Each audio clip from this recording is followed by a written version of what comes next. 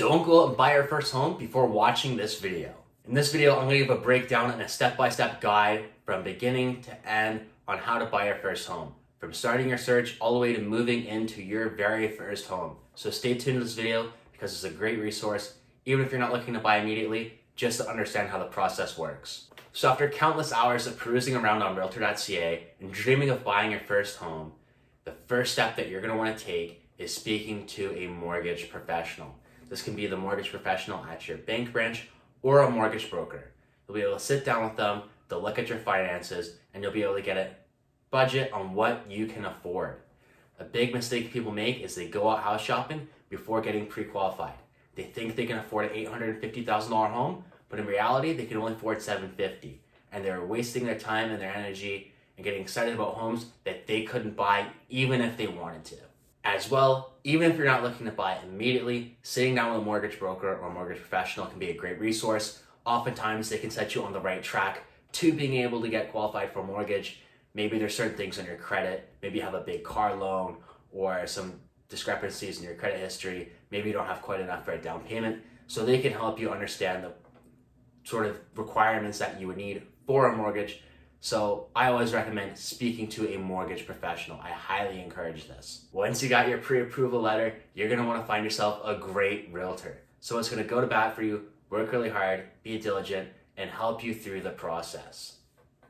Don't just go out and choose the first realtor you see, or based on glitz and glam and whoever has the fanciest car on Instagram, or your brother's, sister's, cousin's, dog's, real estate agent, whatever. Pick someone that's truly going to work hard for you and work in your best interest. Right around this time, and when you're starting to meet with your real estate agent, you're going to want to start thinking and discussing your wants and your needs. Now you understand your budget, and you have a reality of what your budget can afford you through your real estate agent and being able to send you different listings. Now you need to figure out what's important to you. How many bedrooms do you want? How many bathrooms? Are there certain locations you like? Do you need a fenced-in yard for your dogs or your children? Do you want a swimming pool? Is there a specific school district you want to be in? These are all questions to ask yourself, as well as sometimes the age. I know some people, they want a more historic home. They want a century home. Some people like new construction. Take the time and think to yourself, what do you like? And when you figure this out, you should have a list of needs and wants. A need is something that you need. If you have, let's say, 2 children, you're gonna need a 3-bedroom most likely. But a want might be an open concept layout or a swimming pool, something that you would like, but you can live without. Once you've selected your real estate agent and you figured out what you're looking for, your realtor is going to start sending you listings that meet your criteria. If you find something you like, contact your agent and they will take you out to look at this home. This is the next process where things get really exciting because now you get to touch and feel the homes that you could potentially be moving into and buying. One tip that I want to give when you start house shopping is to try and put emotion to the side a little bit. Buying a home can be a very emotional process, but sometimes your emotions can be to your detriment. Make sure that you're not just getting amazed by the home and look at the details. A lot of times, if you look closely in a home, you might be able to notice, oh, there's water damage here. This is broken. Oh, the floors were installed incorrectly. Take your time to notice that. And a good agent will have a keen eye and be able to identify these things for you as well. Eventually, when you go out house shopping, you're going to find that home that speaks to you, it meets your criteria, and you want to make it yours. Once you decide that, you're going to speak with your real estate agent, and they're going to help you write up an offer.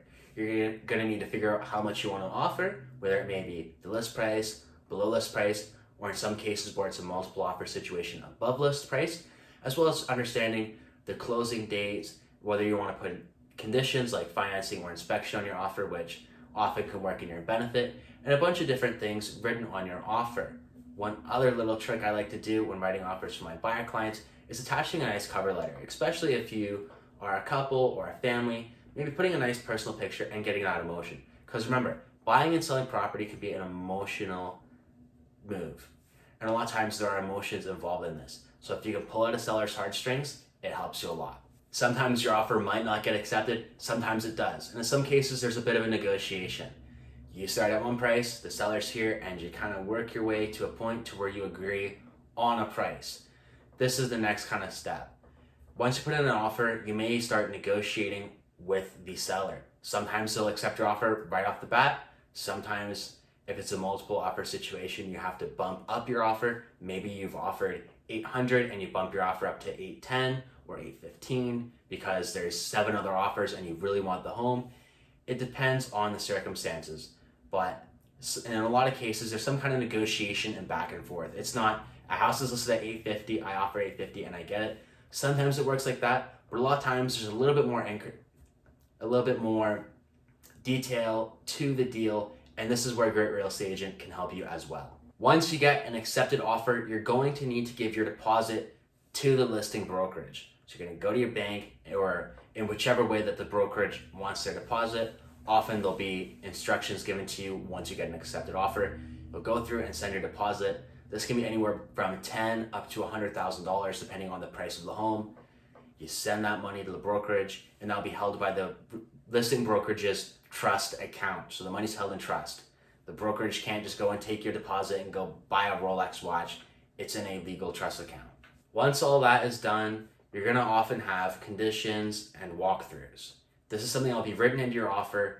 In some cases, in weird deals or in a really hot market, maybe there isn't conditions, or in some cases, maybe there's not a walkthrough. But oftentimes, you're gonna have various conditions on your offer, as well as some walkthroughs, often 2 or 3 walkthroughs.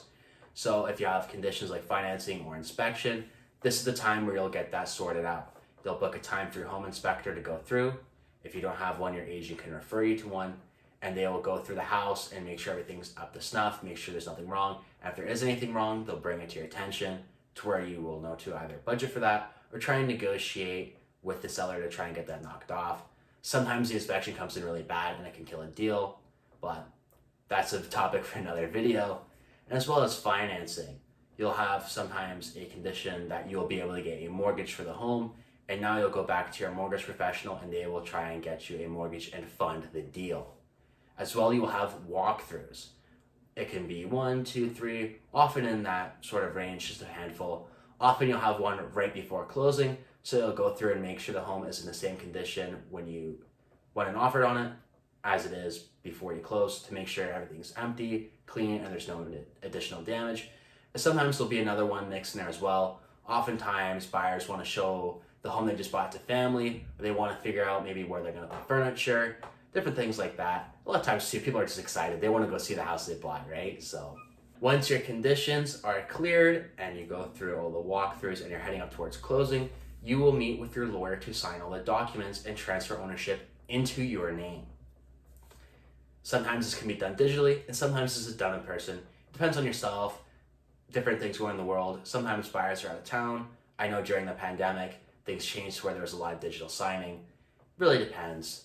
But nonetheless, you'll sign all the documents, transfer ownership, and you'll head towards closing. On the day of closing, the funds will be transferred and you will become the new owner. You'll receive the keys to your home.